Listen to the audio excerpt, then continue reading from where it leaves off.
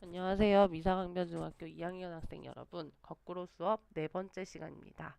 오늘은 지난 시간에 이어서 상대 습도에 대해서 배워보도록 하겠습니다. 자, 우리가 지난 시간에 배운 내용을 한번 복습해 보도록 할까요? 지난 시간에 포화 수증기량과 현재 수증기량, 그리고 포화 수증기량 곡선에 대해서 배웠죠? 여러분이 머릿속에 넣고 기억해야 할 부분만 짚고 가도록 하겠습니다. 자, 우선 포화 수증기량은 뭐랑 관계가 있었죠? 포화 수증기량은 온도와 관계가 있었죠. 그래서 기온이 높아지면 공기가 마음이 넓어져서 수증기한테 자리를 많이 준다고 얘기를 했어요. 그리고 현재 수증기량은 뭐랑 관계가 있었죠? 이슬점과 관계가 있었죠. 이 이슬점은 응결이 시작되는 온도가 바로 이슬점이었어요. 자, 그러면 아래 그래프를 보면서 다시 한번 이해를 해보도록 합시다. 자, 이 그래프에 보면 A, B, C점이 있는데 B와 C는 포화 상태, A는 불포화 상태입니다. 자, 그럼 이 A, B, C 중에서 포화 수증기량이 제일 많은 건 뭐예요? 포화 수증기량이 제일 많은 거. 자, 포화 수증기량 온도와 관계 있다 그랬으니까 온도가 제일 높은 A가 지금 얼마예요? A의 포화 수증기량은 14.5가 아니라 27.7이죠. 그래서 A가 제일 크고 그 다음이 B, 그 다음이 C 순서예요. 다음에 현재 수증기량을 한번 비교를 해볼까요? 현재 수증기량은 그냥 옆으로 가서 읽으면 된다 그랬죠. 현재 가지고 있는 수증기량이니까. 그래서 A랑 B는 현재 수증기량이 얼마예요? 14.5로 같죠. A랑 B는 같고 C는 7.5가 되겠습니다. 자, 그러면 A의 이슬점은 얼마일까? A의 이슬점? 이슬점은 응결이 시작된 온도라고 했으니까 얘 온도를 낮춰서 포화 상태가 될 때 온도가 이슬점이죠. 그럼 A의 이슬점은 얼마? 20도가 되겠죠. 자, 여기까지가 우리가 지난 시간에 했던 내용입니다. 자, 지난 시간에 되게 많은 내용을 했는데 이제 거의 끝이 났어요. 여러분이 기억하기 쉽도록 선생님이 노래로도 만들어 줄 테니까 걱정하지 말고요. 그럼 오늘 배울 내용으로 들어가 보도록 하겠습니다. 자, 오늘 배울 내용은 습도입니다. 자, 상대 습도, 습도 같은 말이라고 생각하시면 돼요. 상대 습도랑 습도는. 자, 이 습도는 구하는 공식을 여러분이 외워두어야 돼요. 그래서 이 습도를 구하는 공식은 자, 현재 온도에서의 포화 수증기량, 현재 온도에서의 포화 수증기량 분의 현재 공기에 포함되어 있는 수증기량. 자, 요거는 현재 온도에서 실제 수증기량이라고 생각하면 되겠죠. 그래서 상대 습도는 포화 수증기량 분의 실제 수증기량 곱하기 100입니다. 자, 그리고 습도계는 습도를 측정하는 기구를 습도계라고 하죠. 이 습도계는 뒤에서 살펴보도록 하겠습니다. 자, 우리가 공식을 외웠으니 직접 구해봐야겠죠. 한번 구해보도록 할까요? 자, A 공기의 상대 습도를 물었네요. 자, A 공기는 포화 수증기량이 얼마예요? A 공기가 30도니까 포화 수증기량이 얼마? 30.4죠. 그래서 30.4분의 현재 수증기량은 얼마예요? A는 포화 상태니까 현재 수증기량도 30.4겠죠. 곱하기 100을 하면 A 공기의 상대 습도는 얼마? 100%가 나올 거예요. 자, 공식이 아직 기억이 안 난다는 친구들은 여기다 선생님이 써둘게요. 상대 습도는 뭐분의 뭐? 포화 수증기량분의 실제 현재 수증기량 혹은 실제 수증기량 곱하기 100이다. 자, 그럼 비공기도 똑같이 포화 상태니까 몇 퍼센트겠어요? 100%겠죠. 그치? 그래서 20도씨에서 포화 수증기량 17.3분의 B가 가지고 있는 실제 수증기량도 17.3이니까 100%.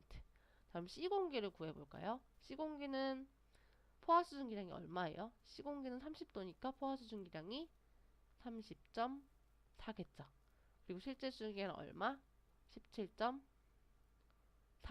곱하기 100 하면 뭐 얼마가 나오겠죠? 요 계산은 여러분이. 그 다음에 D공기 같은 경우도 포화 수증기량이 30.4 실제 수증기량은 9.4니까 곱하기 100 하면 뭐 얼마가 나오겠죠? 요거는 D공기의 수증기량입니다. 자, 어때요? 할만하죠? 그럼 다음으로 넘어가 보도록 하겠습니다. 자, 다음은 습도계의 원리입니다. 자, 옆에 사진을 보면 건구 온도계, 습고 온도계라고 있죠. 자, 습도계는 두 개의 온도계를 가지고 있어요. 꼭 이렇게 생긴 건 아니고요. 어떻게 생겼냐면 이렇게 옆에 있는 작은 온도계처럼 이렇게 생겼습니다.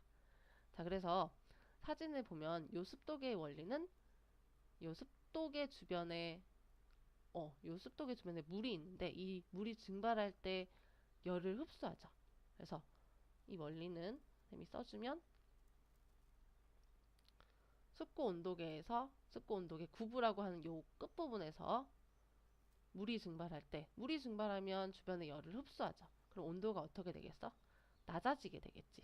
낮아지게 되니까 당연히 건고 온도보다 습고 온도가 항상 낮아요.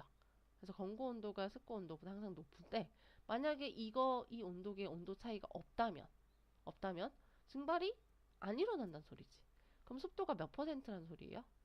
그치, 습도가 100%란 소리야. 비 오는 날이란 소리예요. 반면에 온도 차이가 크다면 증발이 많이 일어나는 거지. 증발이 많이 일어나요. 그럼 이때는 습도가 낮다는 것을 의미하죠. 습도가 낮으니까 습고 온도계 주변에 물이 자꾸 증발해서 습도를 높여주려고 하겠지. 그러니까 온도 차이가 크다면 습도가 낮음을 의미합니다. 자, 그래서 맑은 날 습구랑 건구 같은 경우는 온도 차이가 나겠죠. 그래서 항상 습구의 온도는 건구의 온도보다 항상 낮고요. 공기가 건조할수록 건구와 습구의 온도 차이가 커지게 됩니다. 그래서 습도가 낮겠죠. 반면에 비 오는 날 같은 경우는 건구와 습구의 온도 차가 같아져서 습도는 100%가 됩니다. 자, 그러면 이 습도를 읽는 방법에 대해서 알아보도록 하겠습니다. 자, 예제 문제를 풀어보면서 한번 살펴볼게요. 자, 이 문제는 되게 쉬워요. 습구의 온도가 17도, 건구의 온도가 19도래요. 온도 차이가 몇 도예요? 2도씨죠. 그러면 옆에 가서 읽으면 돼요. 습구의 온도가 17도, 건구와 습구의 온도차가 2도니까 요 두 점이 만나는 지점, 여기랑 여기가 만나는 지점 얼마예요? 82죠. 그래서 82%. 쉽죠? 자, 예제 2번 풀어볼까요? 습구의 온도가 17도, 온도차가 1도래요. 습구의 온도가 17도, 온도차가 1도일 때 얼마예요? 91이죠.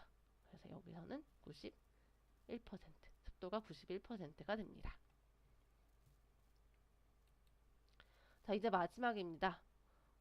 어찌 보면 맑은 날 기온, 습도, 이슬점이 어떻게 되는지 그래프를 통해서 한번 알아보도록 하겠습니다. 자, 우리가 기온부터 한번 살펴볼까요? 이 빨간색 그래프가 기온 그래프입니다. 이 기온은 우리가 생각해보면 알 수가 있죠. 언제 가장 높아요? 오후 2, 3시경의 기온이 가장 높죠. 그래서 2, 3시경의 기온이 가장 높아요. 반면에 기온이 낮을 때는 언제예요? 새벽이죠. 새벽에는 기온이 이렇게 낮아요. 그래서 기온 그래프 모양은 대략 새벽에는 낮고 낮에는 높은 이런 모양이 나타나요. 반면에 이슬점 같은 경우는 얘는 뭐랑 관계가 있어요? 공기 중에 수증기량이랑 관계 있지. 실제 수증기량이랑 관계 있으니까 거의 일정해요. 공기 중에 수증기량은 크게 변함이 없어요. 그래서 이슬점은 이런 모양으로 나타납니다. 반면에 습도는 어떻게 될까요? 습도는 기온이랑 반대 모양으로 나타나게 됩니다. 그래서 새벽에 습도가 제일 높고 한낮에 습도가 제일 낮아지게 되는 모양으로 나타납니다. 자, 오늘 배울 내용은 이것으로 끝이에요. 선생님이 시작할 때 배운 내용을 노래로 다 정리를 해준다고 했죠? 그러면 선생님이 한번 노래를 불러볼게요. 그 전에 이게 가사인데 기포수는 뭐를 의미하냐면 기온이랑 포화수증기량이 관계가 있다. 이실수는 이슬점이랑 실제 수증기량이 관계 있다는 뜻이에요. 자, 그럼 한번 불러볼게요. 산토끼 노래 알고 있죠? 거기다가 맞춰 부르시면 돼요. 자, 기포수, 이실수, 상대습도, 보수, 분실수, 100을 곱해 퍼센트, 맑은 날, 요 기온, 습도예요. 기습반대. 쉽죠? 어떻게 한 방에 정리가 됐죠? 그러면 수업 시간에 만나도록 합시다. 감사합니다.